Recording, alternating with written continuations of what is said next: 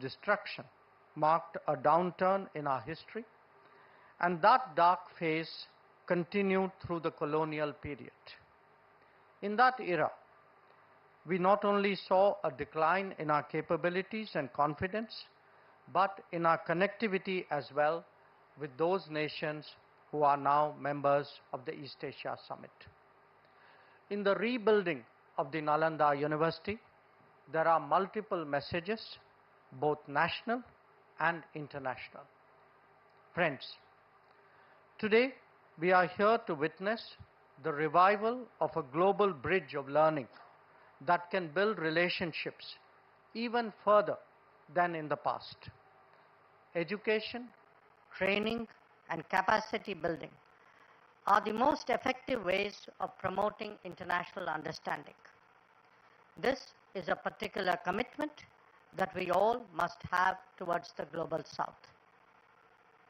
I am especially glad to note that Nalanda University is already working both in India and ASEAN member states towards creating an ASEAN-India university network. The schools and centers of this university have also been consciously chosen to highlight the purpose of this university. It is a matter of satisfaction that the student community is drawn from so many nations and regions of the world. Friends, the occasion today is obviously a notable one for higher learning in India. It also marks the realization of a long-standing commitment by India to the East Asia Summit grouping. It reflects the seriousness with which we pursue our Act East policy, but most of all, it underlines Bharat's endeavor to emerge as a Vishwabandhu, extending the hands of friendship and cooperation to the international community. By doing so, we contribute to the rejuvenation of civilizational linkages, to the celebration of our shared cultural heritage, and to the appreciation of the immense diversity of our existence. I thank you for your attention.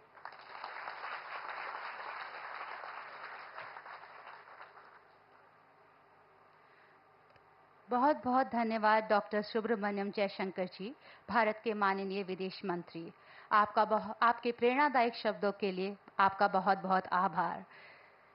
इसी के साथ मैं स्वागत करती हूं बिहार के प्रभावशाली और प्रिय मुख्यमंत्री माननीय श्री नीतीश कुमार जी का, और उनसे विनम्रता से आग्रह करती हूं कि वे हमारे विशिष्ट अतिथियों और युवाओं को संबोधित करें।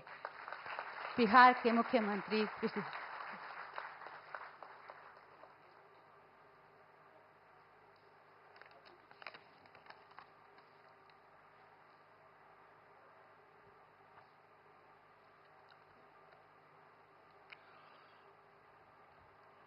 आदरणीय प्रधानमंत्री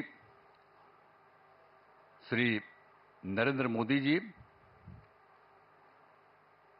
महामहिम राज्यपाल श्री राजेंद्र विश्वनाथ आर्लेकर जी, माननीय केंद्रीय विदेश मंत्री श्री एस जयशंकर जी,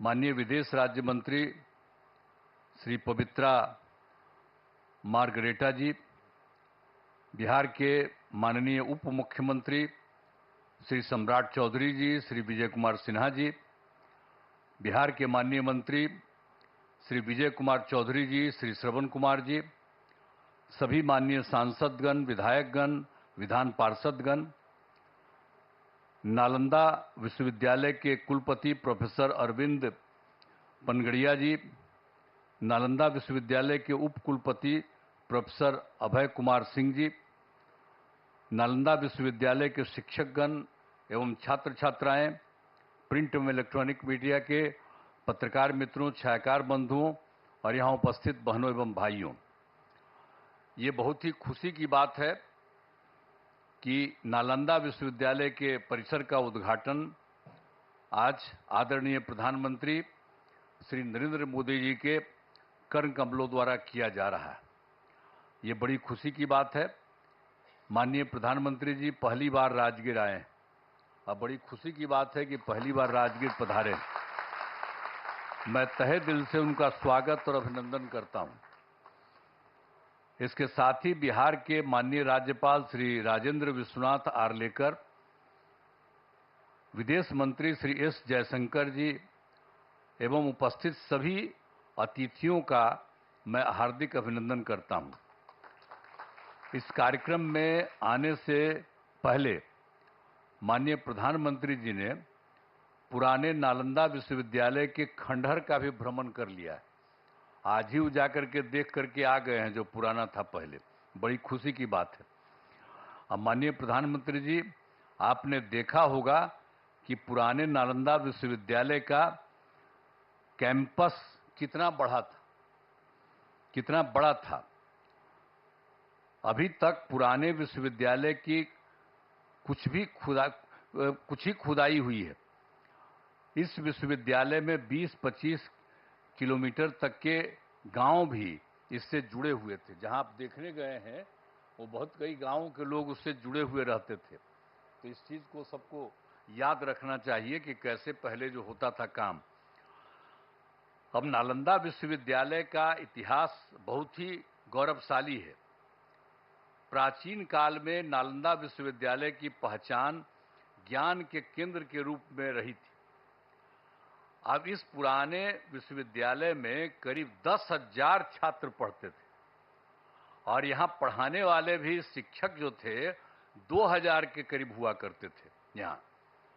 यहां सिर्फ हमारे देश के ही नहीं, दुनिया के अनेक जगहों के लोग आकर यहां पर पढ़ते थे। यहां पर चाइना, जापान, तिब्बत, श्रीलंका और अन्य एशियाई देशों से छात्र पढ़ने आते थे। लेकिन दुर्भाग्यवश यह विश्वविद्यालय 1200 ईस्वी में नष्ट हो गया था। अब 2005 के 24 नवंबर से हम लोगों को काम करने का मौका मिला। तब से बिहार के विकास का काम हम लोगों ने शुरू किया। ये काम हम लोगों को उसी समय शुरू हुआ था।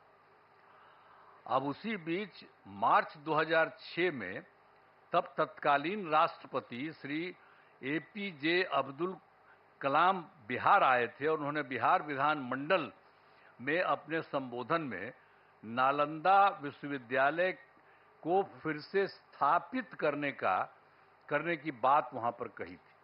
ये पहली बार वही व्यक्ति थे, वो आकर के देख लिए थे और जब वहां पर आए थे हम लोगों के यहाँ उस समय थे और बाद में तो खैर वो रिटायर कर गए थे। लेकिन जब आए थे 6 में तो उन्होंने हम लोगों के विधान मंडल में, विधानसभा विधान परिषद सब में उन्होंने एड्रेस किया था और उसमें ही उन्होंने ये बात कही थी कि नालंदा विश्वविद्यालय को फिर से स्थापित किया जाना चाहिए।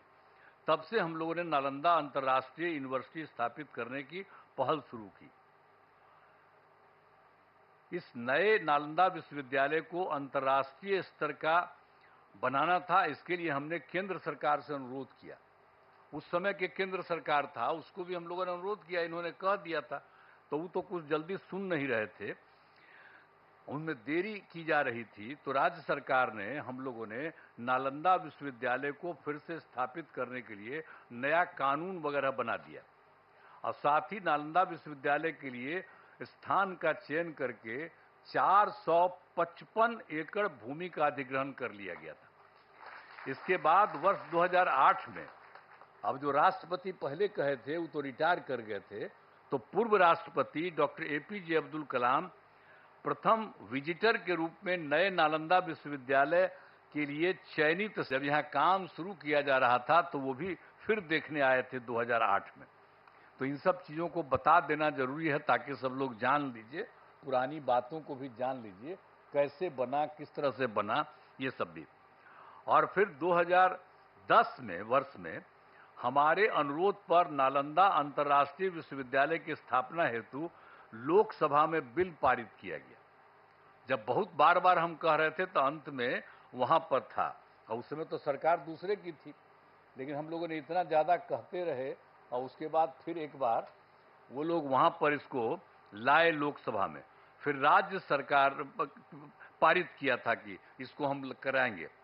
तो फिर राज्य सरकार ने नालंदा विश्वविद्यालय के लिए भूमि एवं सभी चीजों को केंद्र सरकार को ट्रांसफर कर दिया और विश्वविद्यालय का काम धीरे धीरे करके बढ़ता रहा और वर्ष 2014 से थोड़ी पढ़ाई शुरू हो गई है। अब उसके बाद केंद्र में एनडीए की सरकार बन गई थी, तब जब इनकी आदरणीय प्रधानमंत्री जी यहाँ पर पधारे हुए, इनकी सरकार बन गई थी और उसके बाद सही मायने में और काम शुरू इनकी सरकार ने करवाया। 2016 में इस नए विश्वविद्यालय के भवनों का तत्कालीन राष्ट्रपति प्रणब मुखर्जी जी, इनकी सरकार थी, उसमें प्रणब मुखर्जी जी राष्ट्रपति थे, तो वो आ गए थे, वहीं के ऑर्डर के बाद वो आ गए। प्रणब बाबू ने शिलान्यास किया, यहाँ आकर के उसको 2016 में शिलान्यास किए कि ये सब काम को ठीक से और बनना चाहिए, सब करके गए। आज यह देखकर मुझे बड़ी खुशी हो रही है कि अब नालंदा यूनिवर्सिटी पूरी तरह से कार्यरत हो गया है। अब कितना बढ़िया बन गया, पहले से जो बन रहा था अब कितना अच्छा बन गया, कितना सुंदर बन गया। वर्तमान में यहाँ 17 देशों के 400 छात्र छात्राएं पढ़ाई कर रहे हैं। ये भी कितनी खुशी की बात है। यूनिवर्सिटी के लिए सभी बिल्डिंग एवं कैंपस काफी बढ़ा और बहुत सुंदर बना है। आज आदरणीय प्रधानमंत्री जी द्वारा नालंदा यूनिवर्सिटी के संपूर्ण कैंपस का उद्घाटन किया जा रहा है। इसके लिए हम उनका हृदय से आभार व्यक्त करते हैं कि आप यहाँ पर आ गए हैं और इसका पूरे तौर पर उद्घाटन कर रहे हैं। ये बड़ी खुशी की बात है और आपको भी बहुत अच्छा लगेगा कि आप आ गए। इस सबसे पौराणिक जगह है राजगीर, आज का थोड़ी है, दुनिया का सबसे पहला जगह है राजगीर और यहीं पर से सब कुछ होता था। आप आ गए, बड़ा अच्छा था। तो ये बड़ी खुशी की बात है कि आप आ गए। और राजगीर सबसे पौराणिक स्थल है। राजगीर मगध साम्राज्य की पहली राजधानी थी। पहले इसे राजगृह के नाम से राजगीर अभी हम लोग कहते हैं, लेकिन कहा जाता था राजगृह और उसी के नाम से जाना जाता था। फिर राजधानी को ये जो पटना है पाटलिपुत्र, वहीं पर शिफ्ट कर दिया गया था और राजगीर 5 प्रमुख धर्मों का यहां पर संगम स्थल है। एक बात भी जान लीजिए, राजगीर में 5 धर्मों का है अर्थ है। बौद्ध धर्म के भगवान बुद्ध एवं वेणुपन में रहा करते थे और गिरधकूट पर्वत पर उपदेश किया करते थे। यहाँ पर भी सब अच्छा, और हम लोग उसका रास्ता सब बनवा दिए हैं। अब लोगों को जाने आने में सुविधा होती है, हम सब करवा दिए हैं। जब 9 के बाद हम सब देख दाख करके, पहले तो बराबर बचपन में देखते ही थे, लेकिन जब सरकार हम लोगों की थी तो उसी समय हम लोगों ने एक एक काम करवा दिया ताकि उसमें भी और सुविधा हो गई। और जैन धर्म के भगवान महावीर का भी सीधा संबंध है और यहाँ पर कई जैन मंदिर अवस्थित हैं। जब कोई होता है सबसे ज्यादा उन्हीं का है, और जब कोई काम पड़ता है तो उन्हीं से लेकर के लोगों को वहां पर रखवाया जाता है। और इसके बाद सिख धर्म के गुरु नानक देव जी यहाँ आए थे और यहाँ शीतल कुंड गुरुद्वारा बनाया गया। जब आप जानते ही हैं, हम ही ने उनसे अनुरोध किया कि अरे भाई यहाँ पर वो रहे थे तो एक बनाइए, तो लोग स्वीकार कर लिया और देखिए कितना बढ़िया बना लिया है। वो लोग भी आ करके यहीं पर कितना अच्छा बना दिया, सब कुछ किया। और मुस्लिम धर्म के महान सूफी संत मखदूम साहब को राजगीर में ही उनको ज्ञान प्राप्त हुआ, यहीं राजगीर में, यहीं पर ज्ञान प्राप्त हुआ। फिर वो चले गए बिहार शरीफ जाने वाले जगह में, सब कुछ है। तो एक एक तरह का काम। और हिंदू धर्म का जहां तक सवाल है, ये भी बहुत ज्यादा यहाँ पर हिंदू धर्म का है। मलमास मेला का आयोजन हर तीसरे वर्ष किया जाता है। और जब ये तीसरे वर्ष किया जाता है तो लोग मानते हैं कि मलमास के दौरान 33 करोड़ हिंदू देवी देवता सब यहीं रहते हैं। ये एकदम मान्यता है कि सब लोग यहीं पर रहते हैं। अरे कोई देख थोड़ी सकता है उनको, लेकिन ये मानता है। और कितनी बड़ी भीड़ होती है। और आप जानते ही हैं 2023 में हम लोग तो लगातार कह रहे थे, और 2023 में इस बार पिछली बार और ज्यादा कोशिश किए तो आप जानते हैं 3 करोड़ से अधिक लोग यहाँ पर आए थे। ये जो है मलमास मेला का आयोजन, तो एक तरह से काम किया गया है। यहाँ गर्म पानी के कुंड हैं, यहाँ बड़ी संख्या में लोग स्नान और पूजा पाठ करने के लिए आते हैं। पहाड़ों पर भगवान बुद्ध एवं महावीर जैन से जुड़े स्थानों के लिए रास्ते बनाए जाते हैं।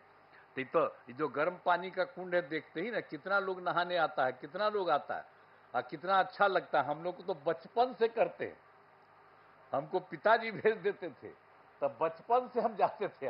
अब आजकल जब आते हैं तो वहां पर नहाते हैं गर्म पानी। तो राजगीर में तो एक से एक चीज है। सर, तो आप आ गए हैं, बड़ा अच्छा हुआ है, तो आपको बहुत अच्छा लगेगा। अब भविष्य में कभी आप और फिर आइएगा जरूर। ये राजगीर का इतना ज्यादा महत्व है, इतना ज्यादा बढ़िया है, और आप लोगों की सरकार के द्वारा ये जो काम यहाँ पर हो रहा है, जो हम लोग आज जिसका आप आए हैं उद्घाटन करने के लिए, ये बड़ी खुशी की बात है। और सब जगह से, सब लोगों से, और आप जानते हैं राजगीर बहुत महत्वपूर्ण है। करोड़ों वर्ष पुराने पहाड़ एवं जंगल है। ये कितना बड़ा है पहाड़, देखते हैं कितना बड़ा है, और कितना बड़ा जंगल, सब कुछ है। इन पहाड़ियों में जड़ी बूटियों का भंडार है। पहाड़ों पर बड़ी संख्या में पेड़ लगाए गए हैं, तो ये सब हम लोग करवाए हैं। वृक्षारोपण नहीं था, हम सब बहुत लगवाए हैं। एक से एक दवा वहां पर से निकलती है, वहां पर जो होता है, और उसका जब इलाज होता है तो सब है। तो गया, इतना ज्यादा महत्व है राजगीर का। और राजगीर में बड़े पैमाने पर इको टूरिज्म का विकास किया गया है, जिसमें घोड़ा कटोरा पांडु पोखर का विकास किया गया है। राजगीर में कितना चीजों का हम लोगों ने काम कर दिया, विकास कर दिया, अब सबको खुशी है। राजगीर के अंतर्राष्ट्रीय स्तर का zoo safari, nature safari, glass bridge बनाया गया है। ये सभी स्थल पर्यटन के केंद्र बन गए हैं। यहाँ भारी संख्या में लोग एवं बच्चे आते हैं। अंत में नालंदा विश्वविद्यालय के परिसर का उद्घाटन कार्यक्रम के में पधारे आदरणीय प्रधानमंत्री श्री नरेंद्र मोदी जी को मैं उनका स्वागत करता हूं, उनको मैं बधाई देता हूं, उनको धन्यवाद देता हूं। मुझे बड़ी खुशी है। अभी कुछ दिन पहले आपकी खबर आई कि यहाँ पर आने वाले हैं, तो हम लोगों को बड़ा खुशी हुआ कि आप चलिए, आप तो तीसरा बार आप फिर आइए है, कोई है तब आप फिर आ रहे हैं यहाँ, तो बहुत अच्छा हमको लगा कि आप आ गए यहाँ पर। तो हम लोग तो बचपन से न घूमते थे जी, राजगीर का क्या महत्व है, सब पौराणिक जगह पर आप आ गए, बड़ी खुशी की बात है और बहुत सुंदर है। और यहाँ पर आ गए तो इसके लिए मैं आपका अभिनंदन करता हूँ, आपको धन्यवाद देता हूँ। यहाँ उपस्थित सभी अतिथियों का मैं आभार व्यक्त करता हूँ। इस कार्यक्रम में आयोजन के लिए नालंदा विश्वविद्यालय के कुलपति, उप कुलपति सहित सभी लोगों को मैं धन्यवाद देता हूँ। साथ ही मेरा कहना है कि नालंदा विश्वविद्यालय का खूब आगे बढ़ाया जाए। देखिए, हम लोग ये शुरू करवाए, आपको तो बता ही दिए हैं कि कौन कहे, और तब हम लोग उसको शुरू कराए, तब उसके बाद फिर केंद्र किया, अब आपने खूब बढ़िया से इसको काम कराना शुरू किया। तो हमारा तो यही आग्रह होगा कि इसको खूब आगे खूब बढ़ाइए। अब पहले जो लोग भी आते थे और जो बनाते थे उनको आप, तो उनको हम लोग पटना आते थे तब कहते थे, और यहाँ आकर के भी बात होती थी। तो अब तो बहुत अच्छा बन गया है। तो हम तो यही आग्रह करेंगे कि पुराने नालंदा विश्वविद्यालय के तर्ज पर, जो भी था पुराना नालंदा विश्वविद्यालय, उसके तर्ज पर आसपास के गांवों को जोड़ा जाए। एक बात हम वही कहेंगे कि पहले तो आपको हम पहले करा दिए कि बहुत सारा गांव वहां पर था, जहां पर आज हो करके आ गए, तो उससे बहुत सारा गांव उससे जुड़ा हुआ था। तो हम तो यही आग्रह चाहते ही, हम पहले ही आप लोगों को मालूम है, जो इसको जानने वाले लोग, हम तो शुरू से कह दिए। अब पता नहीं इसको मालूम है कि नहीं मालूम है, हम शुरू से कहते हैं। तो हम तो शुरू से कहते हैं कि सब जगह अगल बगल का जितना भी गांव वाला सब है, आज जिसका पौराणिक रिश्ता रहा, तो उस सब के साथ भी यहाँ के लोग जो पढ़ाते हैं, वहां पर अगल बगल सब जगह राज्य सरकार मदद कर देगी, आपके जाने का रास्ता बना देगी, और वहां पर रहेगा। और वहां पर भी जा करके कभी कभी सुबह या कभी भी कुछ उन लोगों को उपदेश दीजिए, तो कितना बढ़िया लगेगा। ये पौराणिक जगह है तो वो सब भी जरा करा दीजिएगा जो हम लोग चाहते हैं।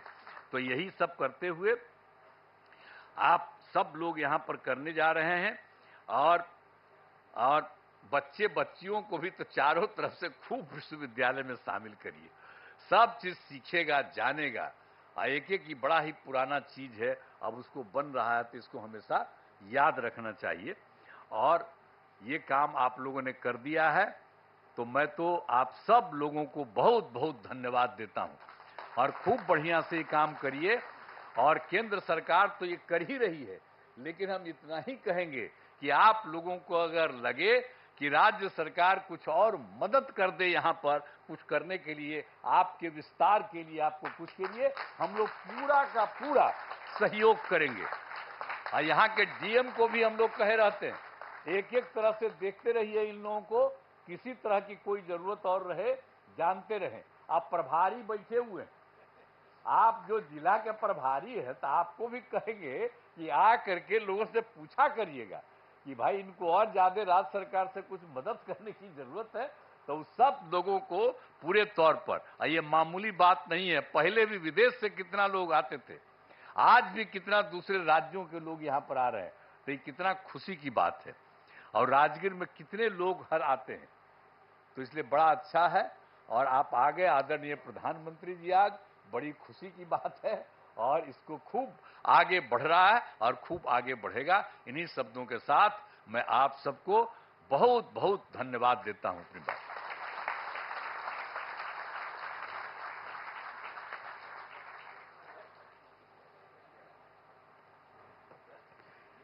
बहुत बहुत धन्यवाद माननीय मुख्यमंत्री जी। नालंदा विश्वविद्यालय को आपके समर्थन, मार्गदर्शन और स्थापना के लिए हम सभी का हृदय से आभार व्यक्त करते हैं। Designated as an institution of national importance and drawing inspiration from the global vision of its historic predecessor, ancient Nalanda Mahavihar, Nalanda University has embarked on a remarkable journey since its inception. वर्ष 2010 में नालंदा विश्वविद्यालय प्रारंभ हुआ। इस यात्रा में कई पड़ाव आए, कई उपलब्धियां अर्जित हुई। हमारे माननीय प्रधानमंत्री जी के दूरदर्शी नेतृत्व, समर्थन और मार्गदर्शन के साथ नालंदा विश्वविद्यालय के उद्देश्यों, विकास और आकांक्षाओं की कुछ झलकियां प्रस्तुत करती है यह short film.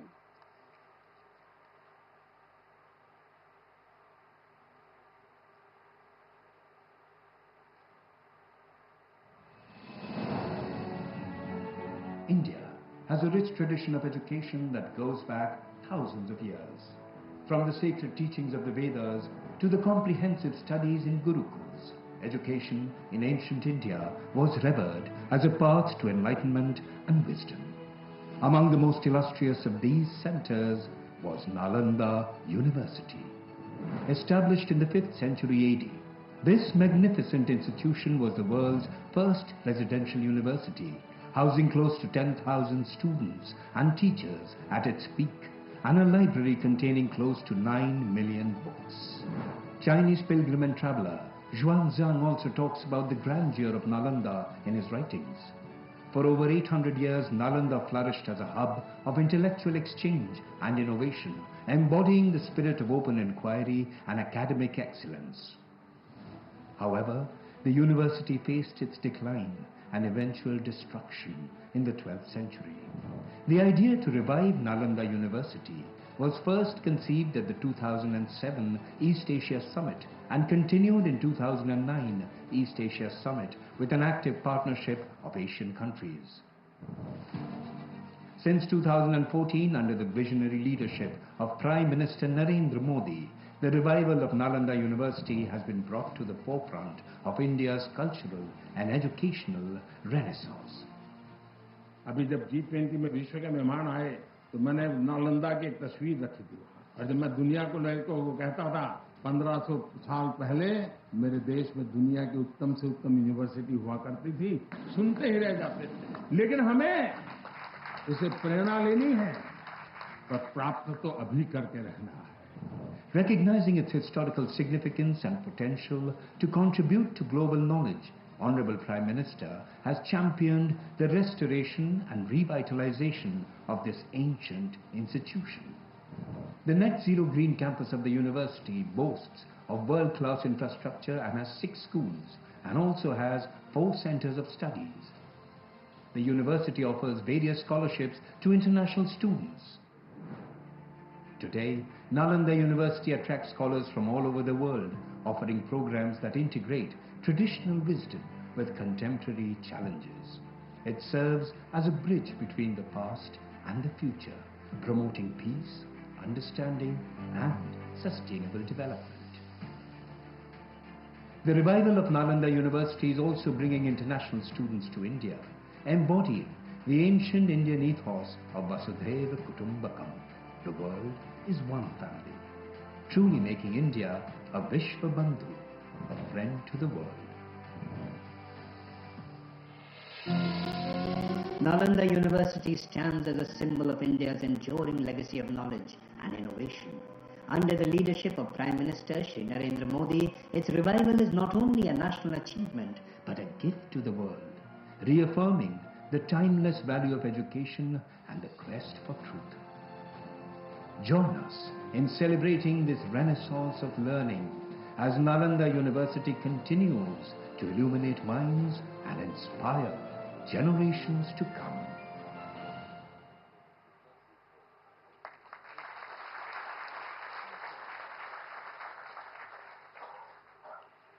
Thank you very much for your kind attention. Before we proceed any further, there is an announcement. There has been an interference with the interpretation device, which has been resolved now. The transmission is expected to be smooth now. Ano bhadraha kratuvo yantu vishvata.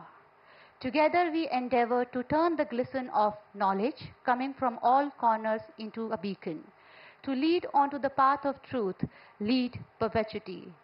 Honorable Sir, this motto of Nalanda University is aligned with your vision of Vasudhaiva Kutumbakam. The whole world is a family. आपके इस vision को सत्य बनाने के मार्ग पर यह संस्थान तत्पर अग्रसर है और आपके समर्थन और मार्गदर्शन के लिए बहुत बहुत आभार व्यक्त करते हैं. We are privileged to witness the revival of the glorious ancient Nalanda, contributing towards India's broader vision to reclaim its position as the Vishwa Guru in disseminating wisdom and universal values under your esteemed guidance and visionary leadership. देश विदेश से आए अतिथिगण तथा नालंदा विश्वविद्यालय के युवा आज आपको सुनने के लिए आतुर हैं. माननीय प्रधानमंत्री जी, आपसे सादर अनुनय करती हूँ, कृपया अपने प्रभावशाली वचनों द्वारा हमारा मार्गदर्शन करें. माननीय प्रधानमंत्री श्री नरेंद्र मोदी जी, तालियों की करतल ध्वनि के साथ हम आपका स्वागत करते हैं.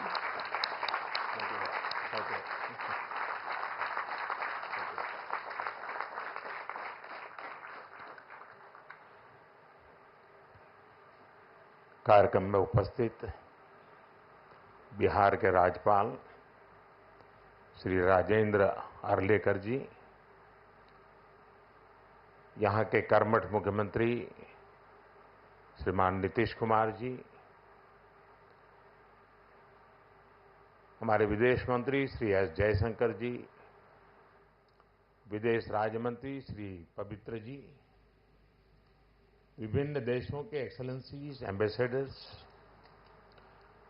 नालंदा यूनिवर्सिटी के वीसी प्रोफेसर, स्टूडेंट्स, उपस्थित साथियों, मुझे तीसरे कार्यकाल की शपथ ग्रहण करने के बाद पहले 10 दिनों में ही नालंदा आने का अवसर मिला है.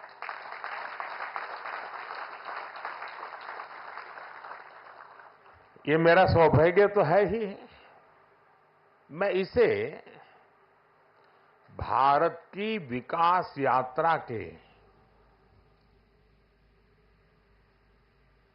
एक शुभ संकेत के रूप में देखता हूं. नालंदा ये केवल नाम नहीं है.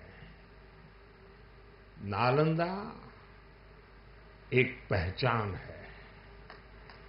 एक सम्मान है, नालंदा एक मूल्य है, नालंदा एक मंत्र है, गौरव है, गाथा है।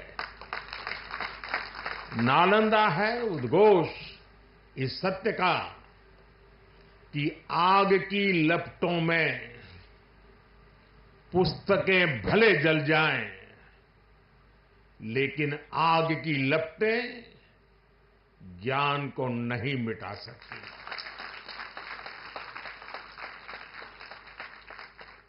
नालंदा के ध्वंस ने भारत को अंधकार से भर दिया था। अब इसकी पुनर्स्थापना भारत के स्वर्णिम युग की शुरुआत करने जा रहा है। साथियों,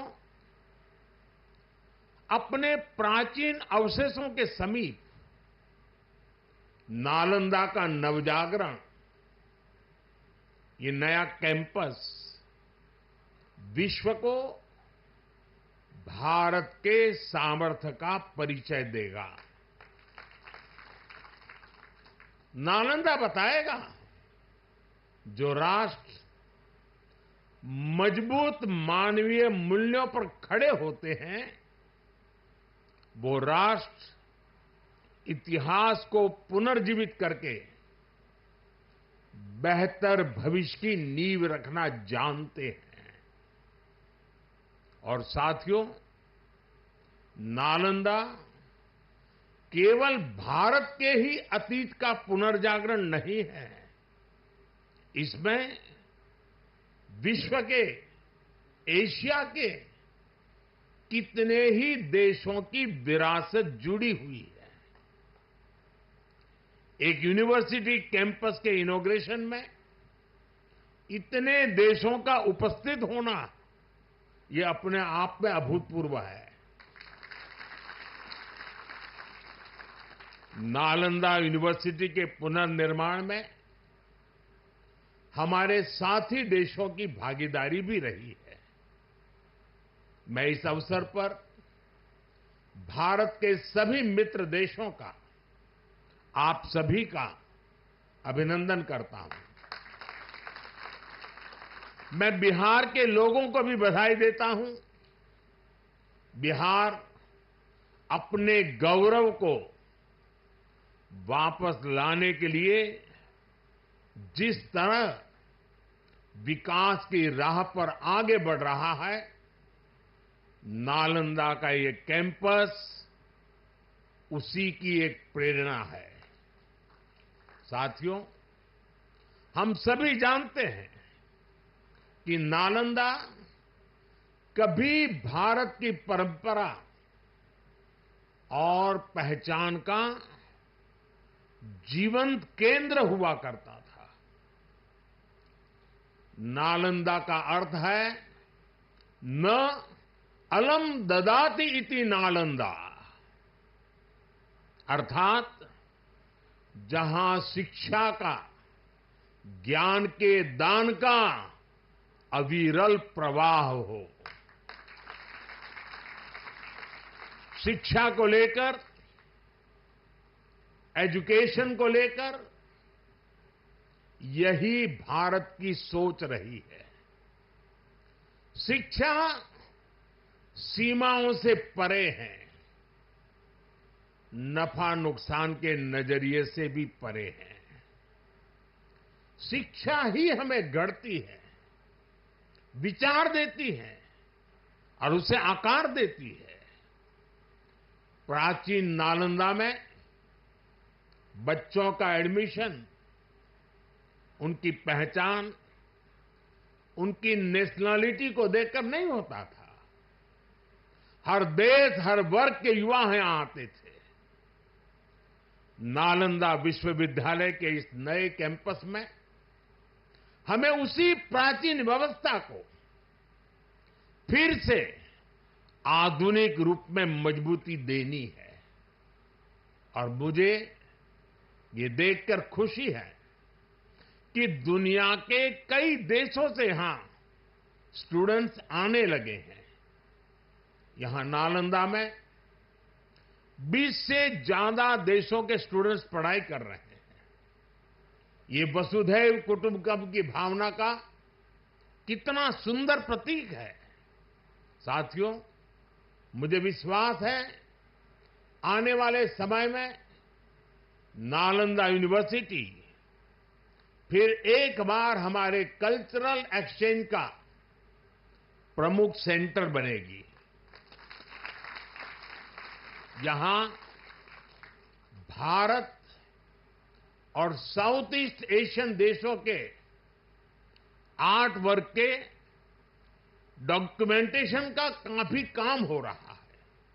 यहां कॉमन आर्काइवल रिसोर्सेज सेंटर की स्थापना भी की गई है। Nalanda university ASEAN India university network बनाने की दिशा में भी काम कर रही है। इतने कम समय में ही कई लीडिंग ग्लोबल इंस्टीट्यूशंस यहां एक साथ आए हैं।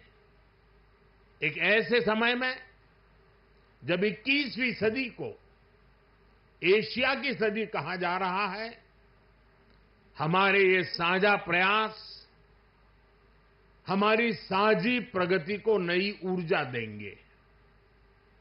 साथियों, भारत में शिक्षा मानवता के लिए हमारे योगदान का एक माध्यम मानी जाती है।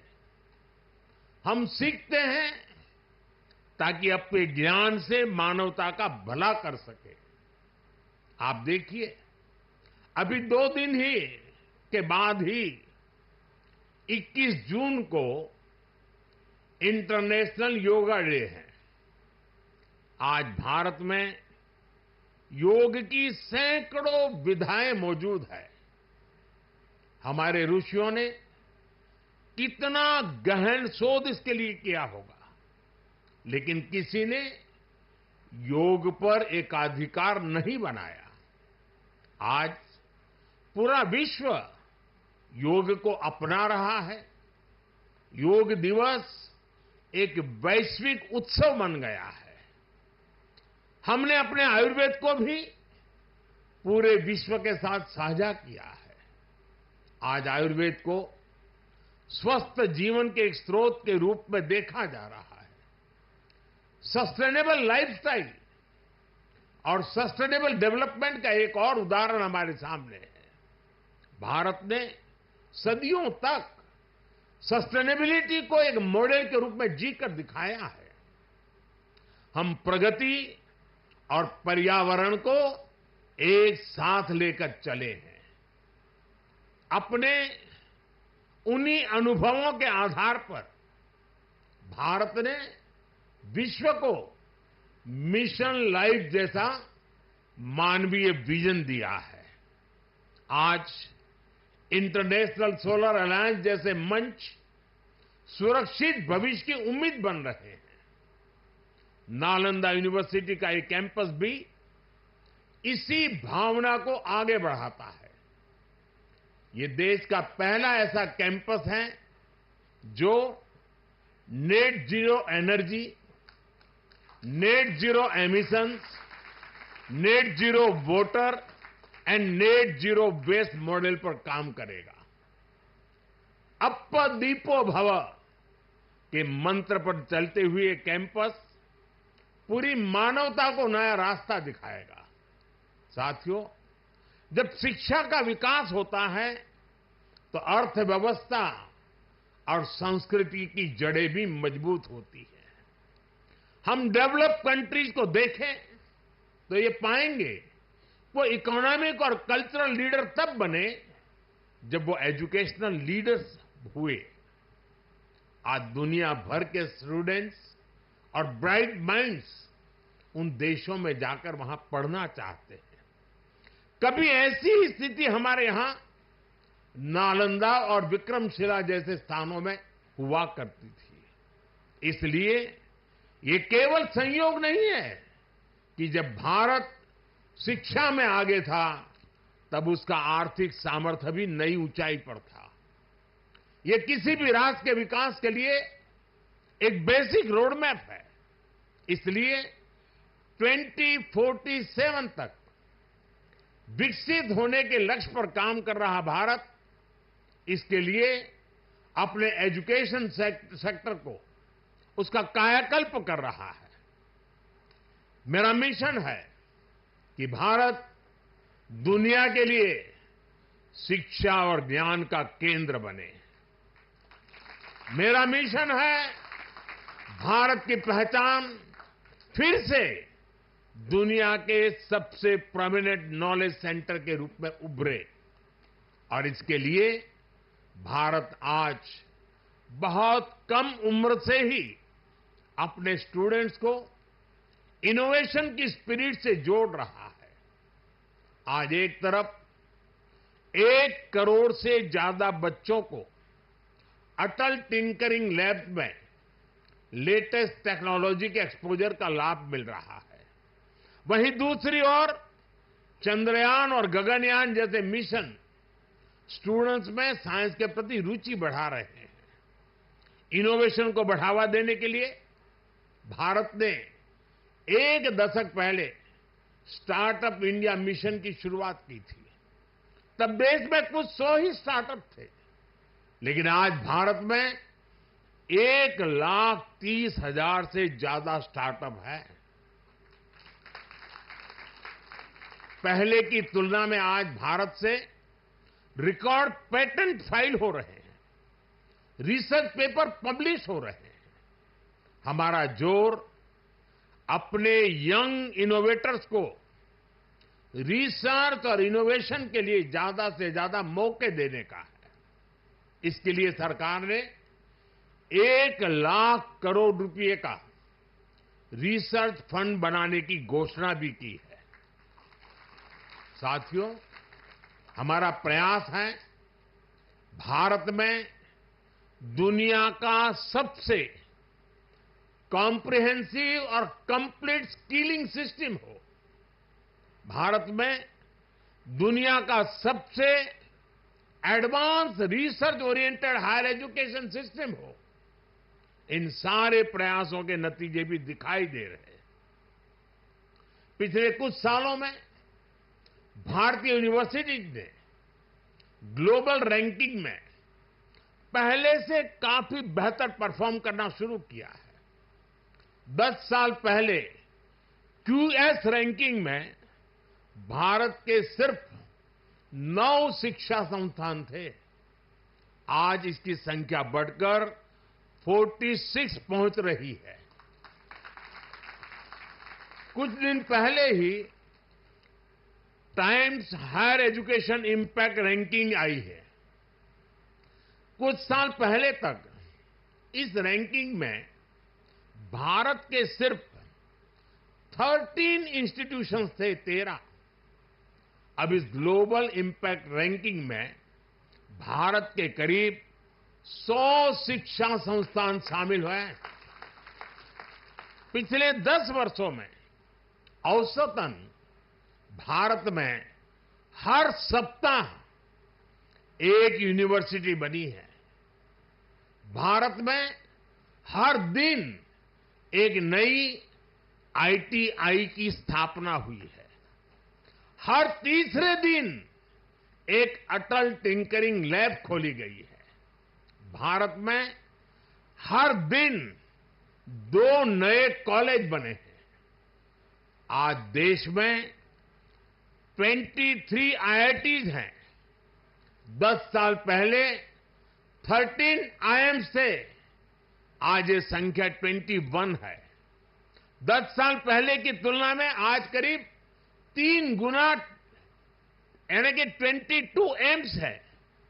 10 साल में मेडिकल कॉलेजों की संख्या भी करीब 2 गुनी हो गई है।